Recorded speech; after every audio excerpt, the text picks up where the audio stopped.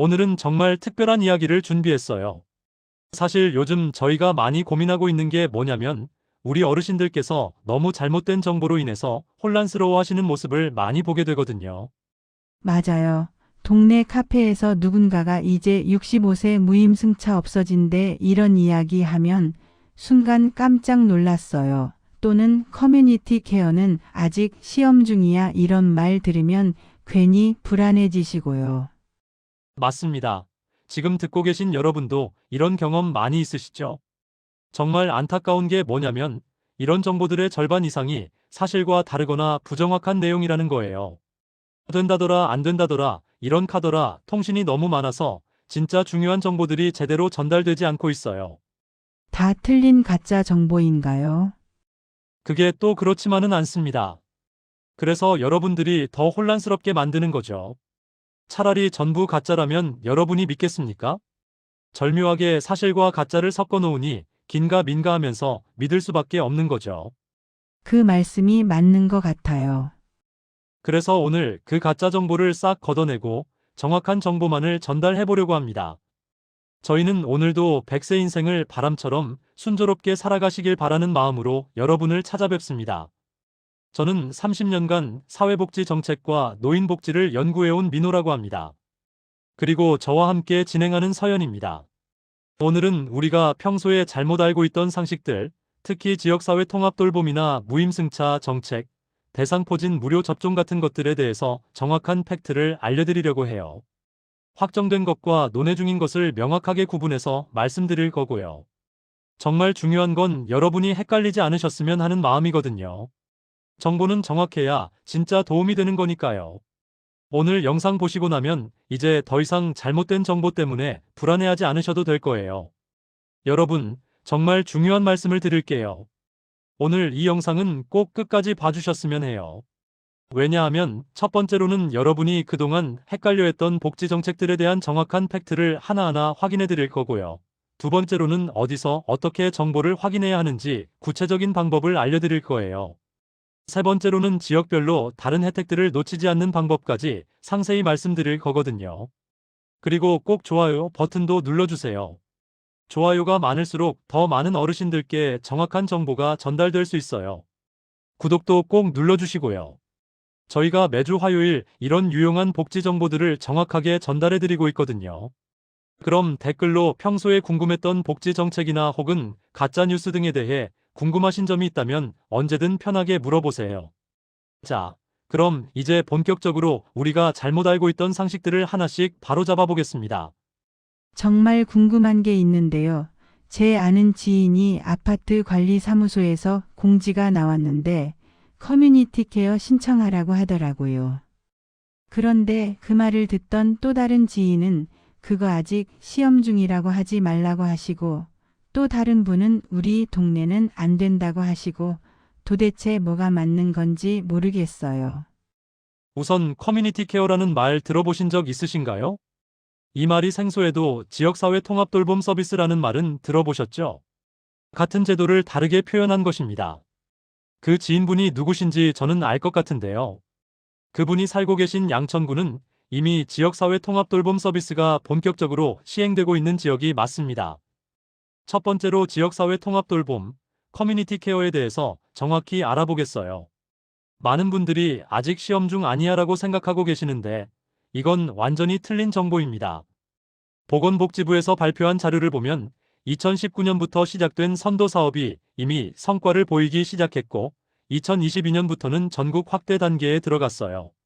그리고 2026년부터 보편적 제공 목표라는 방향으로 제시되어 있습니다. 구체적으로 말씀드리면 서울 25개 자치구 중에서 20개 자치구가 이미 시행하고 있고요. 경기도 31개 시군 중에서 28개 지역에서 운영 중입니다. 부산도 16개 구군 중 13개 지역에서 하고 있어요. 그런데 왜 모르시는 분들이 많을까요? 바로 홍보가 부족하고 지역마다 서비스 내용이 조금씩 다르기 때문이에요. 실제 사례를 말씀드리면 성남시 분당구에 사시는 김영희님 경우에는 치매 초기 진단을 받으신 후에 지역사회 통합돌봄 서비스를 통해서 주 3회 방문 돌봄, 주 2회 데이케어 센터 이용, 그리고 월 2회 전문의 방문 진료를 받고 계세요. 예전 같으면 요양원 입소를 고려해야 했던 상황인데 지금은 집에서 생활하면서도 충분한 돌봄을 받고 계시거든요. 이 서비스를 받으려면 동주민센터 복지담당 부서에 문의하시면 되는데요. 신청 후 약 2주 정도면 서비스 연결이 가능해요. 다만 주의할 점은 지역마다 서비스 범위가 다르다는 거예요. 어떤 곳은 24시간 응급콜 서비스까지 제공하지만 어떤 곳은 기본 방문 돌봄만 제공하기도 하거든요. 두 번째로 무임승차 연령 변경에 대해서 정확히 알아보겠습니다. 이제 70세부터 된다는 말이 많이 돌고 있는데 이건 확정된 것이 아니라 논의 중인 사안입니다. 국토교통부와 행정안전부에서 공동으로 검토하고 있는 것은 맞지만 아직 최종 결정은 나지 않았어요. 현재 상황을 정확히 말씀드리면 대구시와 부산시에서 시범적으로 검토하고 있고 서울시에서는 반대 입장을 표명한 상태예요. 경기도는 시군별로 의견이 다르고요. 한국교통연구원에서 발표한 자료를 보면 전국적으로 동일하게 적용하기보다는 지역 실정에 맞게 단계적으로 진행될 가능성이 높다고 해요. 실제로 일부 지역에서는 다른 방식으로 접근하고 있어요. 예를 들어 인천시 같은 경우에는 무임승차 연령은 유지하되 교통카드 할인율을 조정하는 방안을 검토하고 있고 광주시에서는 경로우대 혜택을 다양화하는 방향으로 가고 있어요. 여기서 중요한 건 설령 변경이 된다고 해도 기존에 받고 계신 분들에게는 경과 조치가 있을 거라는 점이에요. 갑자기 하루아침에 바뀌는 것이 아니라 최소 6개월에서 1년 정도의 준비 기간을 두게 되어 있거든요. 그러니까 너무 걱정하지 마시고 정확한 발표가 나올 때까지 기다려보세요. 세 번째는 대상포진 무료 접종에 대한 이야기예요. 60세 이상이면 다 무료라고 알고 계신 분들이 많은데 이것도 정확하지 않은 정보예요. 질병관리청에서 발표한 자료를 보면 현재 대상포진 백신은 국가예방접종 사업에 포함되어 있지 않아요.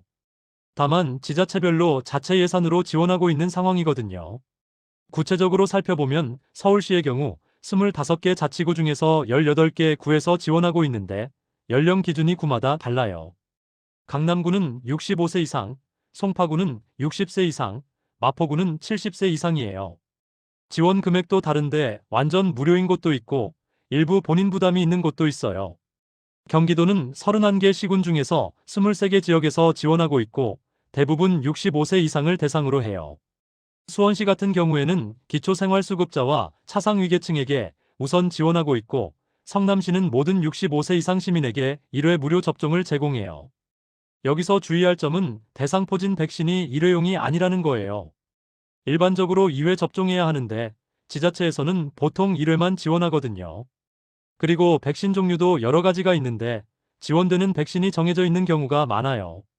백신 종류와 지원 횟수는 다를 수 있습니다.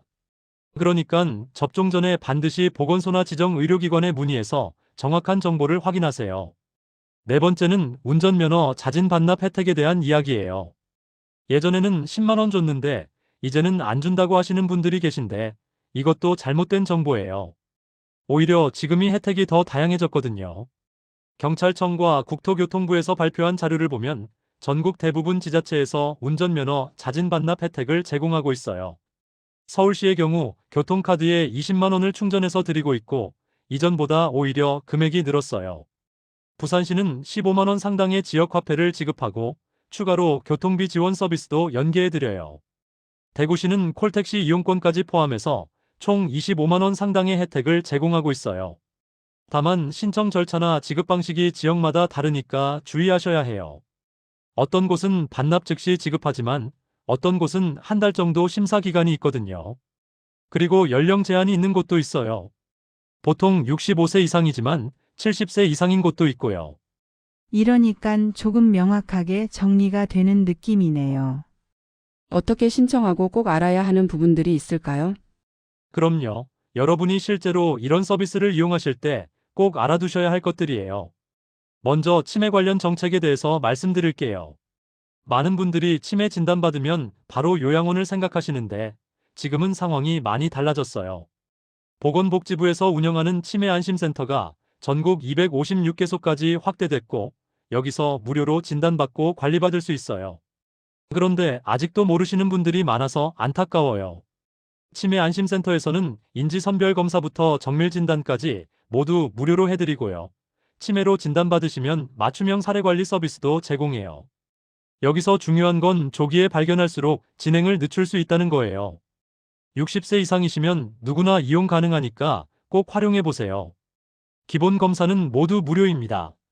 하지만 모든 일에는 맹점이 있는 법이지요. 조금 안타까운 것이 병원 검사, 영상 촬영 등은 비용 부담이 큰 검사 같은 것들은 본인 부담이 발생할 수 있어요. 전부 무료는 아니라는 말씀이시네요.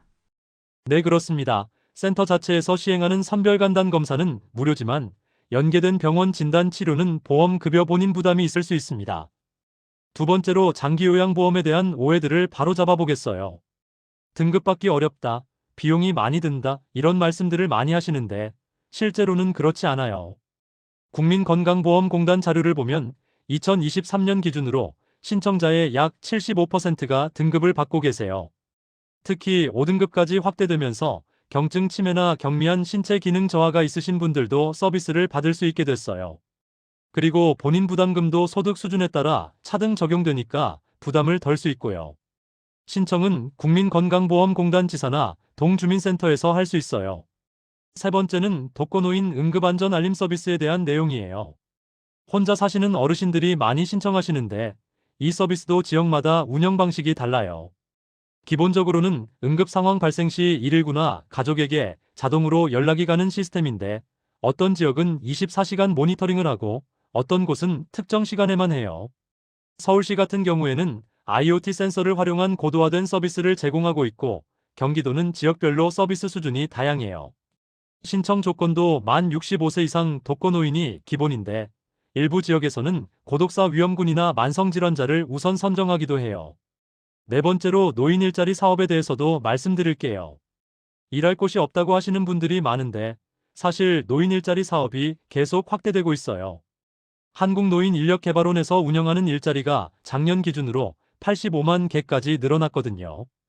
공익활동 일자리부터 시장형 사업단까지 다양한 형태가 있는데 월 30만 원에서 최대 70만 원까지 소득을 올릴 수 있어요. 신청은 가까운 시니어 클럽이나 대한노인의 지회에서 할 수 있고 온라인으로도 가능해요. 다만 경쟁이 있으니까 조기에 신청하시는 게 좋겠어요. 단순히 돈을 버는 것뿐 아니라 사람들을 만나고 생활 리듬을 만드는 데도 큰 도움이 되기 때문에 건강한 일자리라고 보셔도 됩니다. 다섯 번째는 시청자분께서 자주 문의하시는 내용인데 노인복지관 이용에 대한 것이어요. 복지관은 어려운 사람들만 가는 곳 아니야 라고 생각하시는 분들이 계신데 전혀 그렇지 않아요. 60세 전후로 소득 수준과 관계없이 누구나 이용할 수 있어요. 복지관에서는 건강관리 프로그램, 여가 활동, 교육 프로그램, 식사 서비스까지 다양한 서비스를 제공해요. 특히 건강관리 프로그램 같은 경우에는 물리치료사나 간호사가 직접 상담해드리니까 정말 유용해요. 이용료도 대부분 무료거나 실비 수준이에요. 나 같은 사람이 가도 되나 고민되시면 그 복지관이 바로 선생님 같은 분을 기다리고 있는 곳이라고 생각하시면 됩니다. 그럼 지역사회 통합돌봄 신청은 어디서 사나요? 주민등록이 되어 있는 주소지의 읍면동 행정복지센터의 복지 담당에서 통합돌봄, 노인맞춤돌봄, 일상돌봄 등 관련 문의하시거나 신청하실 수 있습니다. 절차가 복잡하거나 어렵지 않나요? 지역 사업 이름에 따라 세부 명칭은 달라도 모든 신청 절차는 대략 비슷합니다. 행정복지센터 방문 또는 전화 상담을 받고 신청서 작성 및 제출하시면 되죠. 처음 가실 때는 신분증만 들고 가셔서 어떤 서류가 필요한지 물어보고 준비하시면 됩니다. 거동이 불편한 분은 어떻게 하죠? 거동이 불편하면 가족이웃이 대리 신청하거나 주민센터에 먼저 전화해 가정방문 상담 가능 여부를 물어보실 수 있습니다. 또 인터넷으로 복지로 를 검색하시면 노인맞춤 돌봄 서비스, 일상돌봄 서비스 등으로 검색하시면 상세한 안내 및 신청 절차를 볼 수 있습니다. 그런데 이런 설명이나 절차가 좀 복잡하게 느낄 어르신들도 계실 것 같아요. 물론입니다.